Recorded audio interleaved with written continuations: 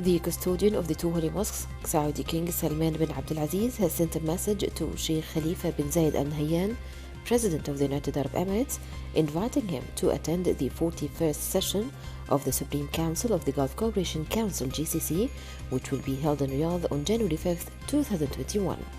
The message was received by Sheikh Mohammed bin Rashid Al Maktoum, Vice President and Prime Minister of the United Arab Emirates and ruler of Dubai, during his reception of the GCC Secretary General Dr. Naif Falah Al Hajraf. During the meeting, they reviewed the march of the GCC and means of advancing cooperation, coordination, and solidarity between the states and peoples of the Council.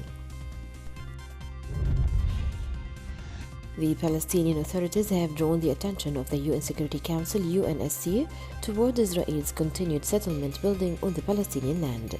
In a statement, the Palestinian Foreign Ministry urged the UNSC to reassume its role and mission of implementing the resolutions of the international community, including UNSC Resolution 2334 on Israeli settlements and violence by Israeli settlers.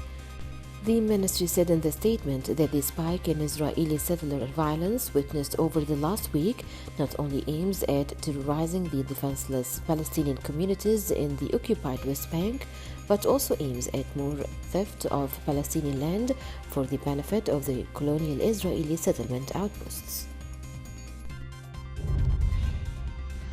Egypt's Foreign Minister Sameh Shoukry and his Russian counterpart Sergei Lavrov discussed in a phone call ways to enhance bilateral relations and reviewed a number of regional issues of interest. According to an official statement by the Egyptian Foreign Ministry, both ministers stressed the importance of continuing to promote coordination and boost bilateral relations, particularly at the economic level. According to a report carried by a Russian news agency, both ministers discussed the implementation of projects to build the Dab'a nuclear power plant and a Russian industrial zone in Egypt. The United Nations Secretary General has strongly condemned Friday's attacks that killed 3 Burundian peacekeepers in the Central African Republic (CAR) and left another 2 wounded. In a statement issued by his spokesperson, Secretary General Antonio Guterres reiterated that attacks against UN peacekeepers may constitute a war crime. The UN chief also reaffirmed the continued commitment of the organization, working closely with national, regional, and international partners to support efforts to advance peace and stability in CAR. Russian Foreign Minister Sergei Lavrov announced that his country hopes that the upcoming Gulf Summit would culminate efforts to end disputes within countries of the Gulf Cooperation Council (GCC). He indicated that Moscow hopes the Gulf Summit, scheduled for January 5th, will lead to overcoming division within the GCC and allow the resumption of its activities. Lavrov was speaking during a press conference following his talks with Qatari counterpart and Deputy Prime Minister Mohammed bin Abdulrahman Al Thani in Moscow. Turkish President Recep Tayyip Erdogan said that his country would like to have better ties with Israel, adding that talks at intelligence level continued between the two sides. The two countries have had a bitter falling out in recent years, despite strong commercial ties expelling ambassadors in 2018. Ankara has repeatedly condemned Israel's occupation in the West Bank and its treatment of Palestinians. Iran has won U.S. approval to transfer funds for coronavirus vaccines from overseas, as its daily death toll fell to a 3-month low. The central bank governor said an Iranian bank had received approval from the U.S. Treasury's Office of Foreign Assets Control to transfer the money to a Swiss bank to pay for the vaccines. He said Iran would pay around $244 million for initial imports of 16.8 million doses of vaccines from COVAX, a multi-agency group dedicated to assuring fair access to vaccines for low and middle-income countries.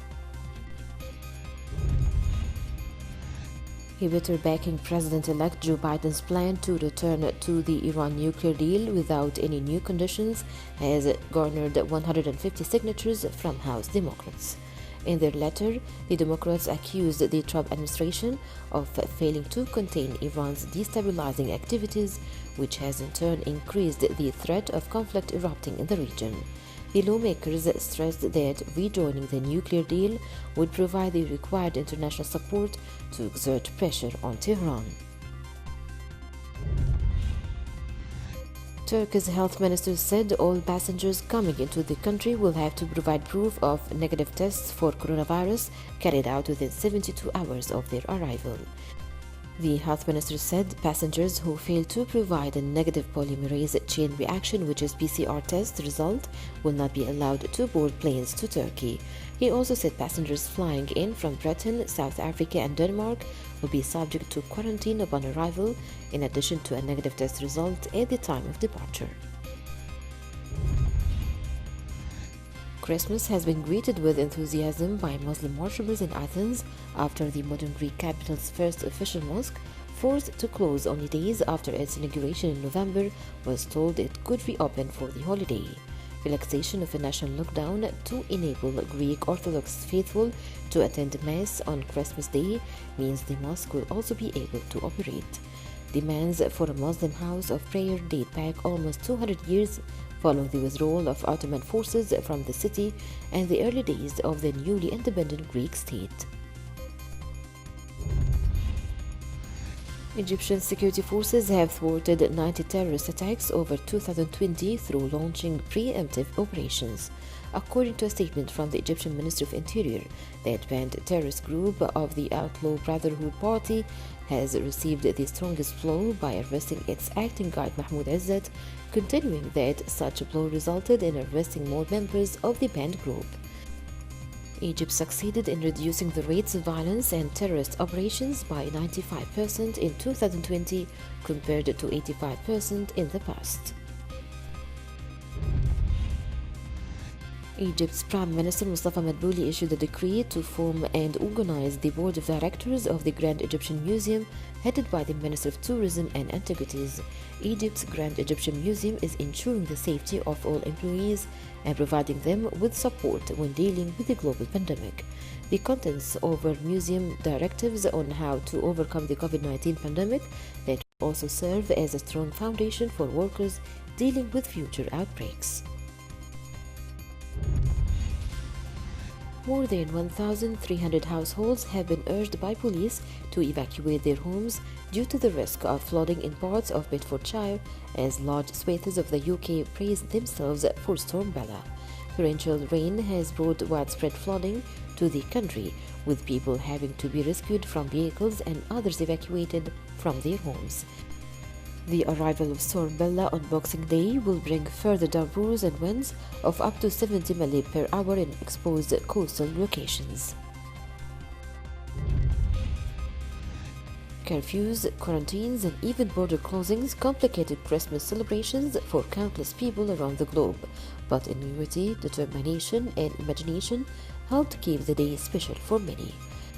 In South Africa, which is battling a spike in cases and deaths driven by a variant of COVID-19, scientist Tolio de Oliveira was spending the holiday in his lab doing genomic sequencing. He led the South African team, which used sequencing to discover South Africa's variant of the coronavirus. When a worker at a Russian waste sorting plant rescued a cat from imminent death, he had no idea it would end up with the honorary title and nabbing in a government official's chair. Surveillance footage at the plant in Ulyanovsk, a city located around 700 kilometers southeast of Moscow, on Monday showed worker Mikhail Tukash scooping up a white plastic bag from a conveyor belt and slashing it open to discover a black and white male cat inside. The cat's rescue, broadcast on television and on social media, has made him a local celebrity. He has been adopted by the region's Environment Ministry and unofficially given the position of Deputy Environment Minister.